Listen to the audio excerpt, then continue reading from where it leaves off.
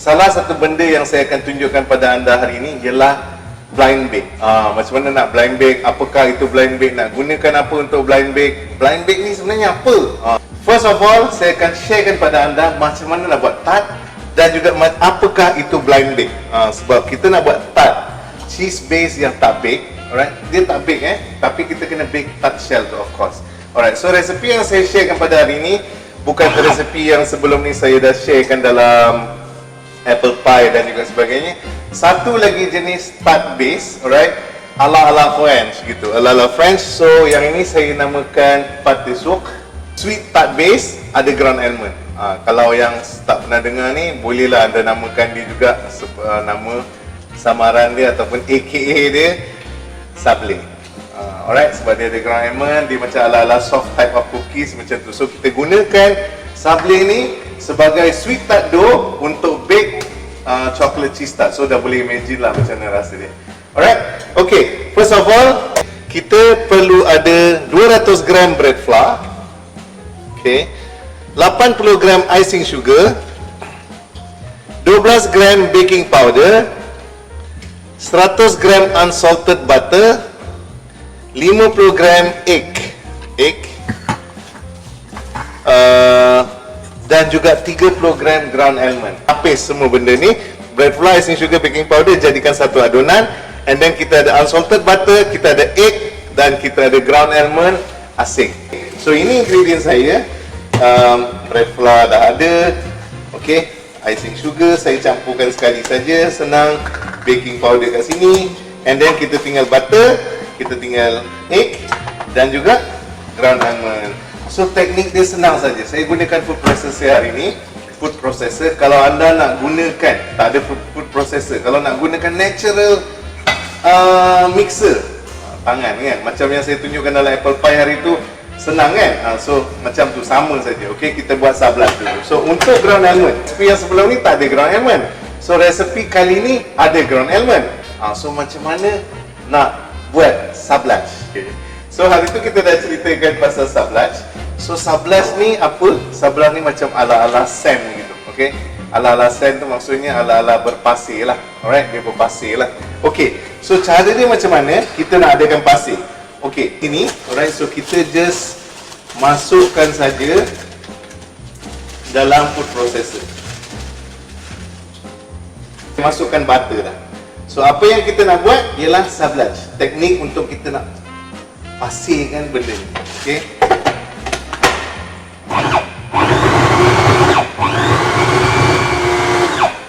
Alright, so kita dah dapat tekstur macam ala-ala pasir macam ni. Boleh feel butter dia kan, kecil-kecil. Tapi hati-hatilah kalau anda nak pegang, sebab blade processor ni dia memang tajam lah kan.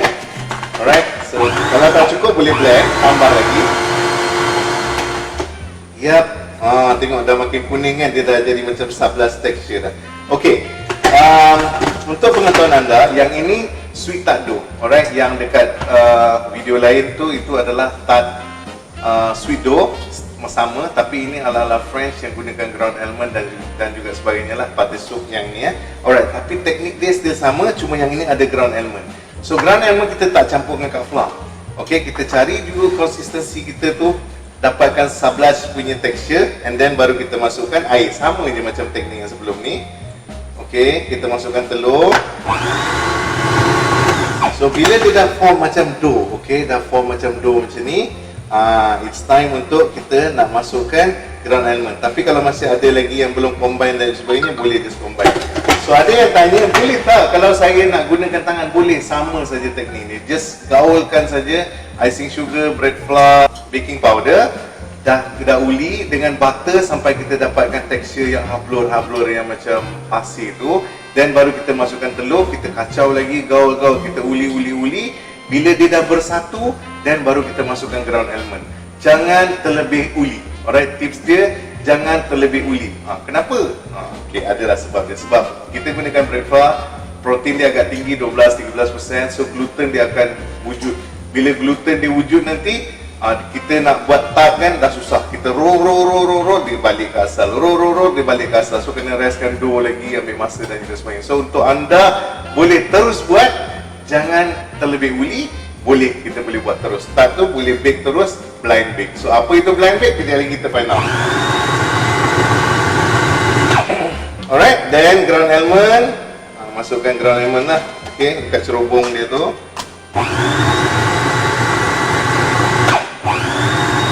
Voila, dah siap pun. Kerja 3 minit. Okay, ini senang dan juga metod yang klasik. Okay, metod klasik. Maksudnya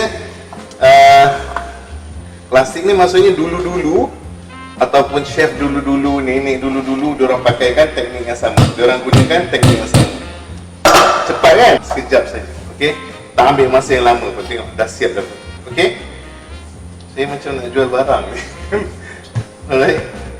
Tapi hakikatnya anda sendiri pun tengok dah siap dah pun tak kita. Okey. So, next. Perlu tak kita rehatkan dough ni? Kalau kita tak overmix, tak perlu. Okay, just boleh jalan je terus, on saja. Alright. So apa yang kita perlu, of course kita perlukan satu tart shell. Size ikut size apa yang anda nak buat lah. Alright, yang ni boleh buat lebih kurang 2 shell yang macam ni. Kalau nak buat satu tart shell bolehlah dapat 1,5. Yang lebih kecil-kecil ni bolehlah bantai dekat cheese tart yang kecil-kecil tu kan, yang ala-ala mini, untuk anda bagikan free gift pada customer anda. Anda boleh simpan untuk hujung minggu ni nak makan dengan family dan juga sebagainya. Okay. Alright. So cara dia senang saja untuk tart shell ni. Apa yang kita perlu buat, seperti dalam video-video lain, saya tak pernah pun suruh brush down. Tips dia satu saja, brush up. Okay, brush up. Sentiasa brush up. Kenapa nak brush up? Sebab sentiasa, okay, dalam bila kita bake, pengudaraan tu angin dia sentiasa ke atas, tak pernah ke bawah. Alright, dia akan ke atas. That's why kita brush up untuk kita bantu ada saluran angin yang cantik. Okay, lorong yang cantik untuk angin tu naik. So maksudnya kalau kita tak lubangkan, terlupa lubangkan, tak lubang, okey saja, dia takkan bergembul and so on. Tapi of course kalau kita nak lebih selamat, buatlah semua tu. Okay, dah buat, dah brush up, and then simpan dalam chiller, sejukkan dan juga sebagainya lah. Okay, so next, so saya sekarang ni tengah buat sweet tart dough. Alright, sweet tart dough, kalau susah anda memang tak ingat apa itu sweet tart dough, mungkin anda pernah dengar yang advance sikit lah, Sabli. Okay, so senang saja. Bila dah brush up, kita letak kertas, then kita just perlu letak flour supaya confirm, pasti, guarantee. Bagikan satu lagi insurans yang khas, guarantee yang khas untuk tart kita boleh keluar dengan cantik, walaupun sejuk, walaupun baru keluar dari oven dan juga sebagainya, dia sentiasa boleh keluar, tak ada masalah.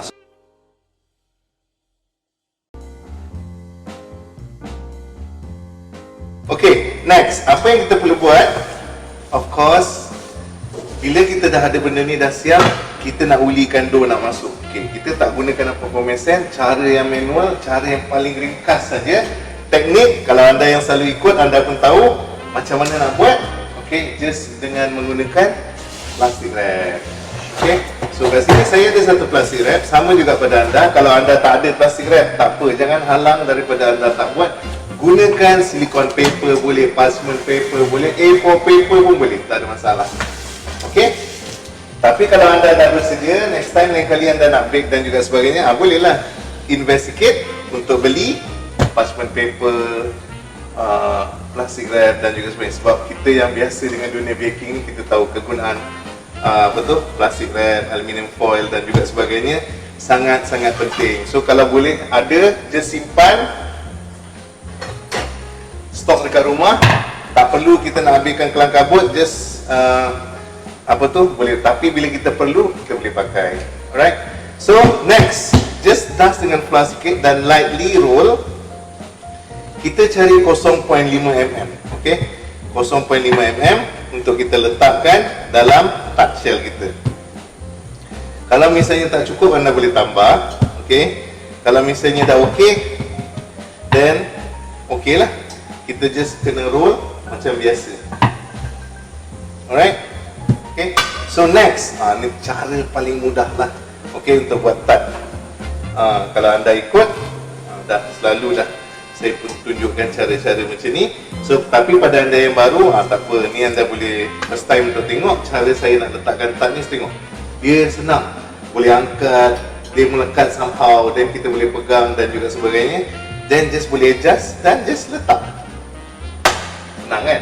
Okay, so teknik paling senang lah nak letak. Okay, so bila dah siap benda ni, tak sampai pun saya rasa berapa minit, mungkin dalam termasuk mix bake buat dough semua tu kan, bagi tips tu kan, adalah dalam 15 minit. Okay, untuk buat tart ni senang saja. Okay, so kat sini kalau kita nak letak, contohnya nak buka plastik wrap baru kita nak adjust pun boleh, gunakan tangan kita. Yang penting kita tolak pelan-pelan ke atas. Okay, tolak pelan-pelan ke atas biar dia lebih sikit daripada paras tart shell tu. Alright, so bila dah ada macam ni, just make sure dekat tepi-tepi ni kita tekan supaya kita nak dapatkan sudut yang cantik. Okay, kita tak nak lah nanti dia punya tart shell ni mold dia kan macam ni kan, tapi kita dapat macam ni kan dekat tengah kan. So caranya just press, lightly press. Okay, tolak dulu sikit ke dalam, bagi dia loose. Okay, bagi dia loose. Okay, bagi dia macam relax, loose. Tolak dia ke dalam, jangan paksa dia dulu. Okay, and then senang saja, lightly, sangat gentle. Okay, bersopan santun. Alright, just tolak dan nampak? Senang kan? Okay, nak tarik tu senang. Okay, pakai ni boleh, pakai jari macam ni pun boleh. Okay, light saja, sopan santun. Bersopan santun. Okay, dengan penuh sopan dan kesusilaan.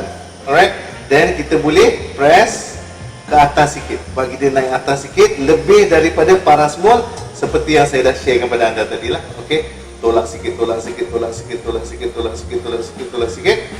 Alright, then kita dah dapat tart shell yang cantik. Senang kan? Okay, alright, next okay, then just letak ni dekat plastik wrap ke atas. Kalau anda letak aluminium foil, nanti dia kerat, dia akan luka, dia akan melukai yang tepi-tepi dinding tart tu. Nanti bila kita angkat mungkin dia akan lukakan tart shell dan juga sebagainya. That's why saya akan gunakan plastik wrap food grade. Food grade boleh bake ke? Ramai orang selalu tanya kan, boleh bake, tak percaya kat saya kan. Boleh, bake saja. Okay, boleh bake saja. Ada ni kan beras.